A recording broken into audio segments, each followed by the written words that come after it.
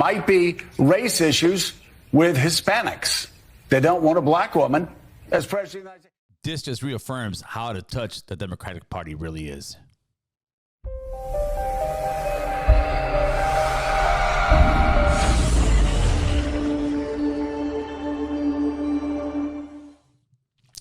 All right, everybody. So we know that, the elections are over. Donald Trump has pulled a major victory.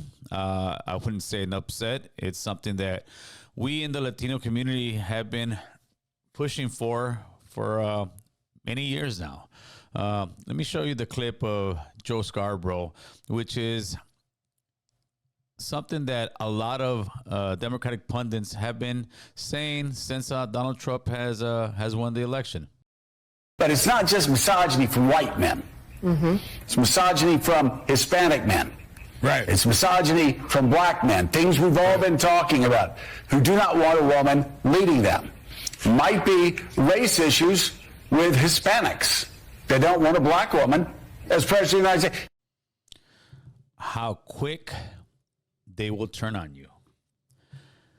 As soon as the numbers came out and it showed that a good 45% of Latinos in general voted for Donald Trump, the Democratic machine has gone with the narrative that we Latinos are misogynists, which is, for people who don't know, prejudice against women, think that they're less than. And to Scarborough, people on The View, any other Democratic news organization that believes that, let me break it down for you. I'm going to give it to you as a Latino. We are not Latinx, which you guys have tried to label us. We do care about the border. They seem to believe that just because we're Latinos, we're for open borders, we're for crime. It's like every single stereotype you can actually think of, they believe we are. And now, since we are not voting the way they would like us to vote, their play is to push us even farther away by calling us misogynists, by calling us racist. When 2016 election came through, I thought Donald Trump was actually just a fun candidate to see, but I did get into my feelings and didn't like the stuff he said. I voted for Hillary Clinton. Not ashamed to say it. At the time, that's what I thought I believed was right for our country, and I voted for Hillary Clinton. Was I a misogynist then, Scarborough? I don't believe so. When Obama came into office, I fully supported Barack Obama. Was I a racist then? This is the problem with the Democratic Party.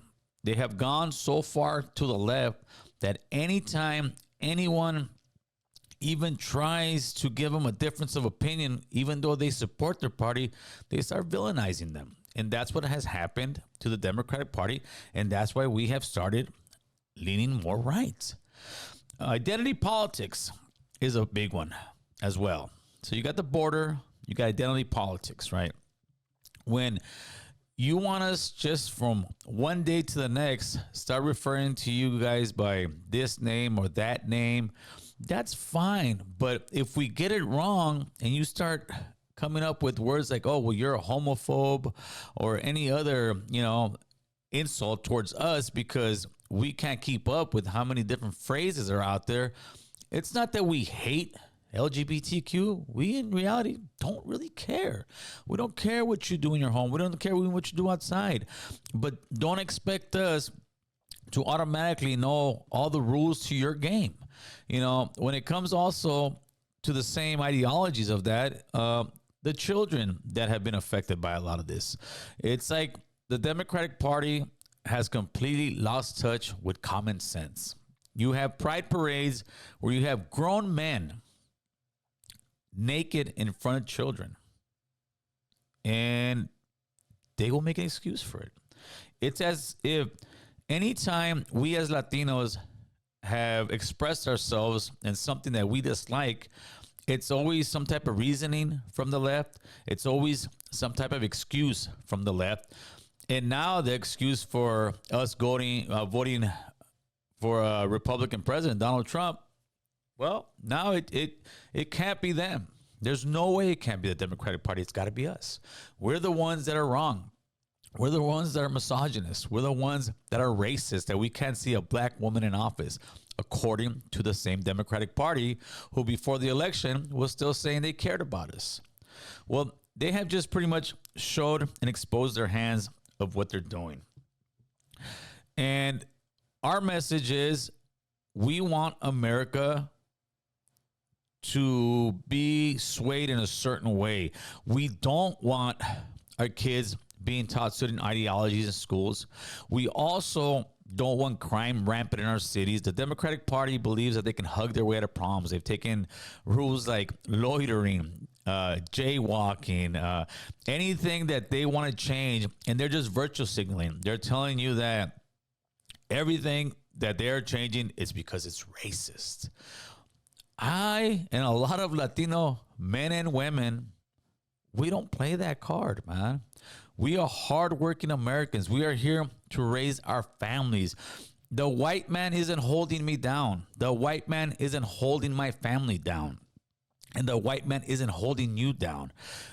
The great and beautiful part of America is that you can come here from nothing, work your butt off, and become something. And we as Latinos still believe in that. We don't believe as a majority that white men are just evil and racist. A good portion of the same people that will tell you that white men are evil and racist are married to white men, which is whether it's AOC, whether it's even Kamala Harris.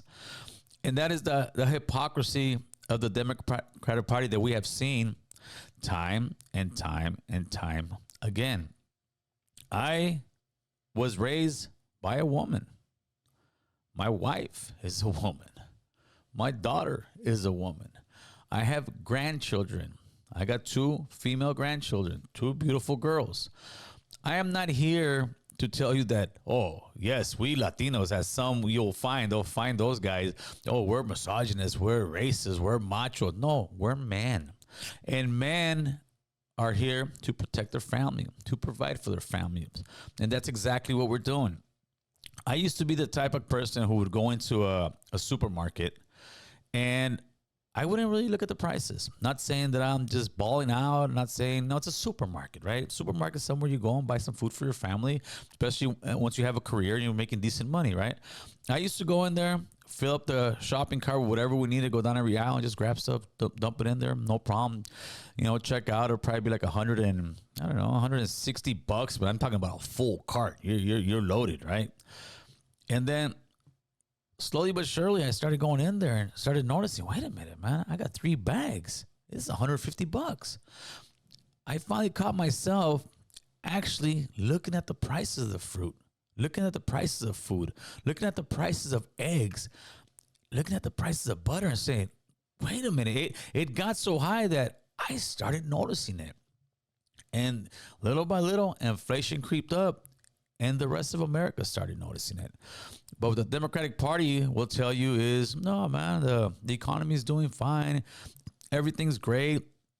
The border is secure. Don't believe your eyes. Crime is, well, absolutely not. The Democratic Party has lost they're out of touch with America and what's going on in America. They have hired countless numbers of rappers and basketball players and actors to tell you that everything is all right to go their way. But those actors are completely out of touch. All those people are millionaires who most likely don't even do their own shopping. They don't care if a gallon of gas goes from $4 to $6. They don't care if a dozen carton of eggs goes from $5 to $12. They don't care because they don't feel it. We, as regular blue-collar Americans, have been just put to the side. The Democratic Party believes that, especially when it comes to Latinos, that our vote was guaranteed. Therefore, they never catered to us. You've never really heard them say anything about, okay, what are we going to do for the Latinos in this country? You'll hear what they're going to do for the LGBTQ in this country. You're going to hear what they're going to do for African Americans in this country. But you will never hear them speak about Latinos, Latinas, and that's what we are. Latinos and Latinas. We are not Latinx. So we have finally awakened. the sleeping giant that is the Latino vote. The ironic part is that I always believed that the sleeping giant was going to be something that the Republicans would have done that made us come out and vote in just huge numbers. But it was quite the opposite. It's what the Democratic Party has done and not done for our people. They have completely overlooked us. They are just used to us being their servants and us voting for them. Well, times have changed. Our voices have been heard. We are the sleeping giant, and the sleeping giant is just starting to wake up. My advice to the Democratic Party is go to the middle. Go to the middle and don't let a few in your party run the whole ship or steer the ship in the direction they want to. We have to live together in this country, and you can't just sit here and dismiss the way we feel. Can't dismiss our morals, our values. During COVID time, you had thousands of people out in the streets protesting, marching, screaming. But you wouldn't let a few hundred people go to church? It seems as if the Democratic Party is against church. It's against the family structure. And I'm not saying 100% it is, but that's what it seems, and that's what we feel. Like I said, we as Latinos, we have to break that stereotype even within ourselves, because you have other Latinos on the other side saying that we're sellouts, that we don't know better, that we're uneducated. No, we're very educated, and we're finally starting to open our eyes to see how this political game works. See, politics, it's not about friendships. It's not about love. It's a business. And at this point in time, the Democratic Party is losing our business. The Republican Party is starting to receive our business. But if we're smart enough to get together and start working together, we will let both parties know that in order to get our vote, you have to work for it. So hopefully some of the Democrats that believe that, we are misogynists or we are racist would just come to the realization that that we're just sick and tired of being overlooked. With that, people, please leave a comment whether you agree or disagree. This is the American Cholo Podcast.